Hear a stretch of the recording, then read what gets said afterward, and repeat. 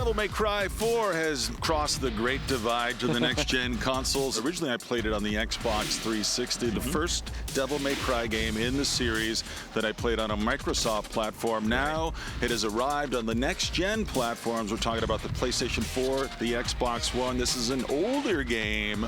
It was supposed to be a step forward for the Devil May Cry series. Right. But for me, as a Devil May Cry fan, it was not a step forward. It wasn't even a step sideways. It was a little tiny step in the wrong direction as far as I'm concerned. Yeah, what about you? I felt a little lukewarm to the game when it came out in the what was then the next-gen consoles, because obviously this was a series that was born on the PlayStation 2 and that kind of horsepower.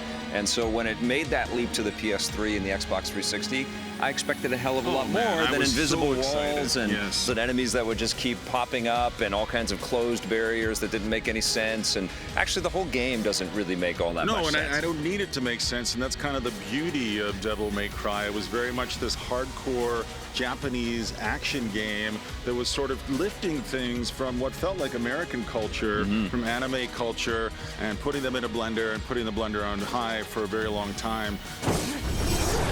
But this didn't work, and this was really the first moment that they got to really go with the high resolution. They got to go with the high definition. Yeah. Because before, you always felt that the series was sort of struggling against the ceiling of what the PS2 could do. And Visually, yeah. And so I just kind of expected more flair, more fun. We've got more, but it somehow felt more constricted, and it felt more reined in. Absolutely. And it just wasn't that kind of free Devil May Cry moment I wanted it to be. Yeah, lots of closed off areas, and it just felt like a bunch of little arenas and nonsensical hallway bits where you're actually loading.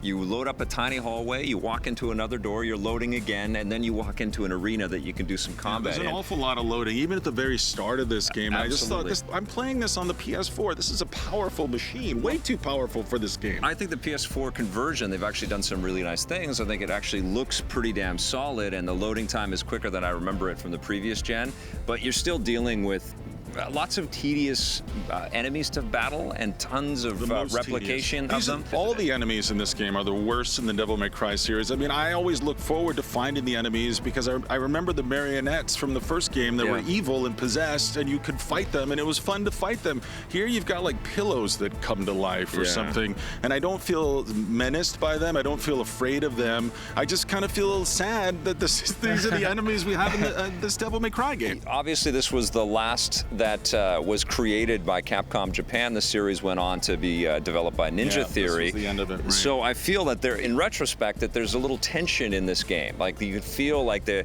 developers maybe didn't really get to realize the full potential of what they wanted to do with the experience.